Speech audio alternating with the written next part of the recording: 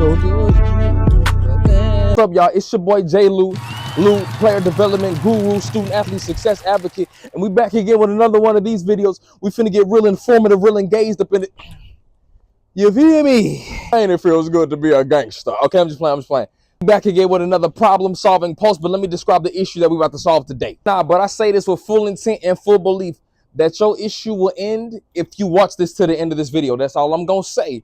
Now let's get into it. Because most people in today's time are experiencing the agitation of a gap. I'm talking about a gap between what they expect and what they experience. I'm talking about they're trying. The effort is there, but the results aren't. And you getting sick now.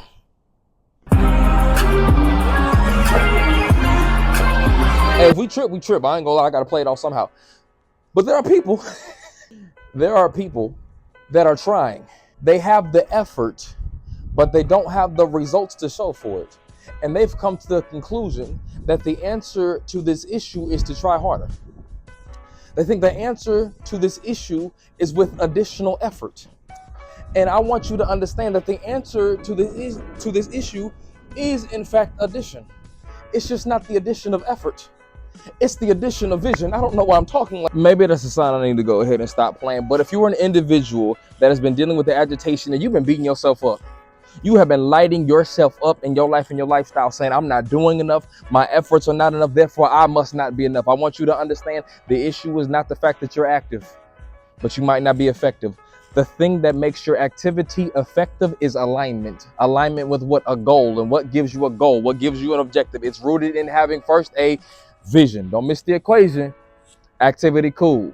Effectiveness is better. You want to know what makes the activity effective? So you got to have the activity. So first and foremost, pat yourself on the back. You did something right. You're active. You are trying. You are putting forth effort. We're just trying to take it a step further to make it effective. All you need to have is vision.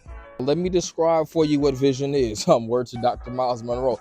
Vision is not a function of the eyes. I've said it before. Vision is a function of the heart. Vision is the thing that you see before you see it. Vision is the thing that you see that you can't unsee. Vision might be the thing that has you agitated right now. Vision might be the thing that has you frustrated in your present because of what you've seen about your future. Vision is God sending you a picture screenshot of what he has already done in eternity, that he intends to do in time, that he needs you to align with in order for him to do.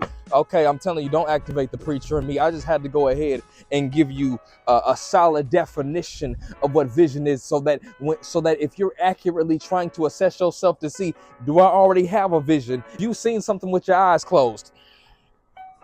If you can't unsee it, if seeing it makes you agitated because you haven't walked in it, I'm just saying that might be not your imagination running away with you, not some form of delusion, but that might vision. So let's go ahead. Let's say something about faith. Okay, it's symbolic that I'm at a train station because this information is going to take you from where you are to where you intend to go. So it's symbolic that I'm going to be making videos that are going to be causing shifts and transitions in your life at a train station, just to simply suggest to you psychologically, we going somewhere, baby.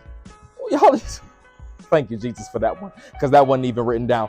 But nonetheless, let me go ahead and let me give y'all a biblical perspective to really drive home this first point. First and foremost, the thing you lack is not activity. It's vision. That's the first point. What's the equation that goes along with that? Activity plus alignment equals effectiveness. And what gives you the alignment? Vision. Cool. Let me go ahead and let me give you this biblical perspective real quick. Because most of us, this is for my believer and unbeliever. The theological principle applies to both parties. It's cool. Okay, I'm not going to challenge your belief system that much, okay, unless we're having a different combo. Or like it go like this. We know that in the book of Genesis, during there was an era known as the creation era. In this creation era, you got Elohim. That's God, but we gave him this name, Elohim, creator. So he creates. Now, in the book of Genesis, it clearly states that the earth, it was void. It was formless, aka it was nothing. It had the potential to be anything. It had the potential to be everything, but at this moment it was nothing. And then God looks at this void that is formless and empty and says, "Let there be light." And it was. I want to hone in on some words right here. Let there be, and it was. Because most people think the power was in the words that God said. They think the power was in He said, let there be, and it was. And it's like, no, I understand. Biblically speaking, there is life and death held in the power of the tongue. The tongue got power. But maybe what precedes that power is what makes that power impactful. What precedes that power? One more time, vision. Means before God spoke, he had a vision that would create what he was saying. He said, let there be light. So he first had vision of an illuminated earth. Then it was. Once more, there was an action, and the action possessed power. The words possessed power. Vision is what gave the power direction so that it could be impactful. Am I making sense? So let me contemporize the terms. Your potential, power. Your talent, power. Your time, power. How you practice, how you prepare, your work, your activity, power. What you do is powerful. But when what you do got direction behind it, now we have impact. Point before I move on. Most of us have a do mentality. I need to do this. I need to act upon this, right? We get exposed to something, we get inspired by something, and almost immediately we want to act. I want you to understand there's nothing wrong with acting, but maybe the first action that you need to do is write a vision down. Maybe the first thing we need to do is start, but we can start while standing still. Starting while standing still means let me write a vision down. Let me create a plan of action. Let me actually get clear on what I will need to do daily to ensure that I'm not just active, but effective. Okay, does that make sense? But now that we're on, we're going to transition to something we got to talk about, which is consistency and discipline. Oh yeah, we're going to talk about it. We're going to talk about it. Don't even worry about it. Because now that we're on the topic of doing consistency and discipline, let me go ahead and help somebody out. It's not that you're not doing the right stuff. You're just not doing the right stuff frequently enough. See, and the thing is, you confuse yourself because on the days that you do the right stuff, your effort is there. If you were an athlete, on the days that you own, you own. Them practices, oh, you did. If you were a student, them days that you own, you own. If you're a professional, if you're in the workforce, them days that you own, you own. If you're an entrepreneur, those days that you own, you own. You're going to give a great customer experience. You're going to produce a great product or a service. The issue is you just don't do that enough. And it's very hard to trust inconsistency. I know what I'm getting when you own. Coaches think like this all the time. I know what I'm getting when you own. The problem is I can't depend on me to get that if it's inconsistent. So I'll take the consistency even if it's a lesser performance. Don't get me started. I'm telling you, athletes that think, oh, well, the coach just deals with the roller coaster of emotions that comes with my performance. No, they'll take somebody that they can trust, even if your performance is a little bit better. But that's neither here nor there. If you're dealing with being inconsistent, right? I'll even do you one better. There are certain people in today's time practically that be like, man, I want to get back in the gym. I want to get in the gym. I want to start working out. That emotional moment of inspiration, first week, they good. Second week, they good. By week number 4, you faltering a little bit. All it takes is one minute bit of inconvenience. One little bad day, and all of a sudden, the whole routine gets dismantled. Why? You got to have more than just the desire. You got to have discipline. The discipline to be consistent. And how do we get this? You got to have vision. If I'm in the gym, that's one thing. If I got vision for what a fit lifestyle looks like, if I got a vision for what my physique will look like, now my consistency and discipline is a little bit more incentivized. First and foremost, it's not discipline if you want to do it. I'm gonna give y'all a practical example, okay? So when I went to go speak at my alma mater, my past junior college, I gave them this same principle right here, because most people are under the misconception that during my time and tenure as a junior college athlete, even though I became the school record holder, even though my coaches didn't have a whole lot of problems out of me, they thought I was a joy to coach. I was very coachable. They thought I was just a golden child, goody two shoes per se. And to some, that is probably how I came off. But let me tell y'all, in junior college, it ain't a whole lot to do. But you can do a whole lot of dumb stuff. You got to be in junior college to understand that very statement right there. Not a whole lot to do, but a lot of dumb stuff to be able to do. So most times it was like, hey, I ain't gonna lie. In high school, by my senior year, I smoked a blunt almost every day.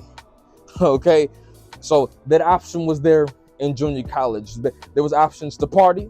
There was options to answer some of those late night texts. There was options to go drink. There was options to go do, and I'm talking, that's just tip of the iceberg. There was a lot of options to do a lot more dumb stuff. I'm telling you, when you bored and you idle, and you got people in between the ages of 17 and 21, we get real creative. We get creatively stupid. You understand me? Most people assumed, along my coaches, that because I didn't do that stuff in junior college, I didn't want to. Now, I just told y'all, my senior year of high school, I was high almost every day at some point throughout the day. Whether I was in season or out of season, I was fried. And that mess was fun. And A$AP Rocky was one of my favorite artists. And you know them type of vibes. I ain't gonna lie to you. Not to glorify it. I'm not being prescriptive. I'm being descriptive. This is just what happened. I ain't saying it's right. I'm just saying this was my situation. Okay, let me tell my testimony. But when I graduated high school with a 1.74 GPA, and I dealt with the reality of being number 3 in the state of Missouri and still having college coaches talking to me saying, we can't take you, not because you ain't talented, but because your academia makes you a liability. When you get told enough times, it started to shift something in my mind. So by the time I got to Coffeyville Community College, I had a vision. I wanted to go to Baylor University. That's vision. I envisioned myself wearing that green, white, and gold uniform, putting up the little Sikkim sign and doing my thing in the Big 12. That was the vision I had. So I hadn't gotten to Baylor yet. But while I was at Coffeyville, I had vision of going to Baylor. And so because I said, yes, let me help y'all out. Okay, how does vision create consistency and discipline? Because it tells stuff no before you even got the opportunity to say yes to it. Why is it so important as a young adult, whether an athlete, a student, or adult in the workforce? Why is it so important to have vision? Because you're going to face times and temptations where you might want to say yes to something. But if you got vision, vision says no before you can say yes. And vision says yes before you can say no. I'm telling you, don't activate the preacher. I'm telling you, because if I start preaching, I'm going to start running through walls. And ain't a whole lot of walls to run through over here. But I'll find a way, because it's glass, it's going to hurt. I ain't going to lie. That blunt remained accessible even when I was in junior college. They was right down the hallway, and they was willing to, let me just get high with, I want to get high with, at the time my nickname was Jada Jug. Don't ask why, okay? I just was a finesser. Do not look into that, okay? I've been saved and reformed, but I did used to finesse a little bit. So I was like, man, I want to get fried with Jada Jug. I'm sitting over there like, I want to get fried with you. But Baylor University said I can't. Man, we finna go party, we finna be drunk, we finna be high. And hey, you trying to come? We finna be at K-State, we finna be at KU, we finna be at Pitt State, we finna go to some venue. And I'm sitting over there like, at 18, I was like, I want to go, but Baylor, I went over there, I asked my vision, I went over there, I went to Baylor, and I said, is it okay if I go? And it said, Jermaine, you already know our answer. And I said, well, I guess I can't go then. Vision said no before I even could say yes. So in moments where I would want to say yes, I couldn't. I ain't gonna lie, I ain't the best looking guy around, okay? But I'm alright, right? So I would get some of them late night texts. What you doing? You up? Baby girl, I absolutely am up, and you are absolutely my type. I would love to go to your room and act like we about to just watch Netflix. But I talked to Vision. I had a conversation with Vision, and Vision said I can look at the message but not even open it, so I can't even. Yes, I'm up, and you got a hot plate in your room, and I'm hungry, but I still at 2:30 a.m. can't come to your room because of what could potentially ensue. I don't just have a vision of going to Baylor, I have a vision as a spouse. And my vision for me as a spouse means that my wife is the only one that gets to say she had sex with me. That's why I'm still a virgin waiting until marriage. So I said, man, in accordance to the vision, not just collegiately, athletically, but as an adult in life, as a man, I said there's a vision that's preceding this. So I basically went over to my wife. Now, I don't know who my wife is yet, but I went over to my wife that I've envisioned. I said, baby girl, it's okay if I go do that real quick? She said, boy, I will tear out your esophagus and I don't even know you yet. And I said, well, I guess there's my answer for that. Vision precedes the discipline. And now we go over to consistency, right? When we talk about consistency, these are the things that I have to do daily in order to ensure that I just don't get the right thing, but I become the right thing there. So for me, let me go ahead. Let me give y'all some practical tips, right? I have vision of going to the Baylor University. So I started looking, I said, okay, well, Baylor University will award scholarships to individuals that can place in their conference. Cool. order for me to get the investment of a scholarship, I got to hit a mark. Vision starts to map certain things out. Okay, so I got to run this time. Well, now what do I have to do every day to ensure I can hit that time, to make sure I can hit that mark? Part of it was not just practicing hard. It was when we get out of practice, I need 500 push-ups, I need 500 abs. When we get out of practice, I need some extra plyometrics because we got to make sure our technicals is right. When we get out of practice, we got to get a certain amount of sleep and do your best to get a certain type of food in your system, even though some of the food, never mind. So I don't have to figure out what I need to do. All I did was research the Big 12 institution I wanted to attend, and that started to tell me what would be required of me in order for me to get there. If you are looking to be a part of the organization, I'm telling you, research what is attractive to this organization. What do they want? So that I can develop into that. What's attractive to a Big 12 coach? Let me emulate that. But even in the workforce as an adult, going into Southwest Airlines, I talked to the recruiter. What does the work environment look like? So I can understand during the interview process, what character qualities and attributes do I need to exude to make it look like I fit in this space before I get in there? Vision allow me to align my actions. Where's the alignment come in? I'm an interview, but there's a way I need to interview to suggest that I'm a fit. Alignment. Big 12, what is required of me? What will it look like daily? What do I need to be doing daily now to ensure that I've developed into who I need to be for then? Yeah, that's not just activity. That's alignment. We talk about not just getting it, but becoming it. This is literally the final point. I'm getting up out of here on this note. It is much more about what you become instead of the desirable outcome. And I understand I've said this many times. If you go through other videos, you're going to hear me say something similar. But let me further expound upon this, right? When I'm talking about getting the vision, most of us don't get the vision because we do not become what the vision requires. When I set the vision to go to Baylor University, I had to on a daily basis become the Big 12 athlete that Baylor University would offer a scholarship. And even then, I still didn't get it. Now, we could have a whole other video and conversation about what happens when you work for it and don't get it and how to respond. And we're going to do that. But in this moment, I still ended up going to the University of Houston. So I aimed there and still landed somewhere there because subsequently we ended up faster than Baylor University while I was there. And I ended up a world record holder and national champion. And not just that, but a professional at Southwest Airlines and now a motivational speaker that travels to schools. But it was what aligning with the vision cultivated in me in that season that made me into what I am now. That means the rooms that I've been called to speak in, there was a requirement for me to get in those rooms. And that had to be cultivated in junior college. In order for me to get to Southwest Airlines, there was a requirement. There was a development requirement on my life. And the process throughout junior college and the University of Houston is what cultivated me into the individual that would receive the job offers, that would receive the public speaking engagements. It was those things, which means once more, it's not about go get it. It's you're going to have to become that. There is a transformative component that accompanies vision. That means, let me go ahead and help you out. Some of us pray for change. We hope for change. We're agitated when we don't see change, but we continue to hope and pray and believe by faith that one day we will see change, that things will one day get better. And I want you to understand that alignment with the vision comes with the transformation that you've been praying for. It comes with the change that you're so desperately seeking after. It is not a matter of I need to try harder to change. It's not a matter of I need to increase my effort to change. It's a matter of let me align with the vision, that if I align with the vision, it will change me. Let me give you an even more practical example, right? If I say I want to get faster, right? If I say I want to become a faster track athlete, I need to become a faster track athlete. If I go outside and run every day, maybe I'll get a little bit more fit. Maybe I even get a little bit faster.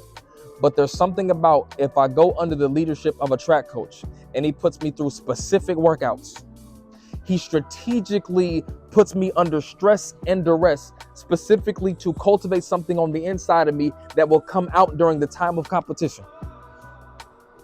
What had to precede this activity though? Vision. My coach has a vision for what I'm going to run. So for months, Through practice, time, tenure, and intentionality, I'm practicing, but I'm not just practicing, I'm aligning.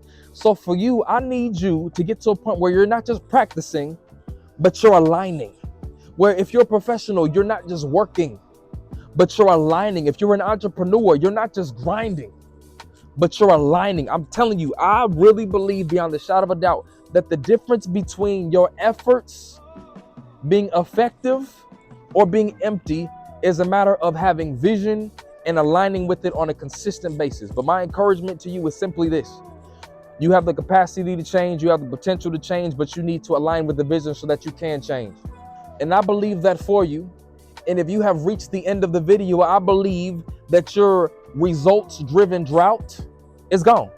I believe that it ends with this video. I believe that when you put into practice what we just conversed about, having the vision, writing the vision down, and then aligning with the vision, that it will produce the change that you've been praying for, and it will cultivate you into who you need to be to best be prepared for what you pursuing. Fam, before I punch this phone, don't just grind, align. Don't just work, align. Don't just practice, align. Don't just post, align. Everything requires alignment. And what precedes alignment? Vision. Get you a vision. Don't just act. Get you a vision. Align with that vision. Make your activity impactful. And talk to me about your results that when you produce them. Lastly, this is the last thing I'm going to do. I'm going to give y'all a link to a framework and a worksheet. If you choose to click on that link and utilize that link to the best of your abilities, do that. If you want to talk to me about the framework, about the vision, let me know. Instagram will be linked below as well. Reach out. Let's walk this thing out together. And if y'all invest y'all time into me, I want to invest time back into y'all. So let's go ahead and walk this thing out together. And let's make this world a better place by producing the potential that the Lord has put on the inside of us. That's all I'm going to say. Without further ado, it's your boy J. Lou. 3 to the 1 to the 4, and I'm outie. 5 to the 30.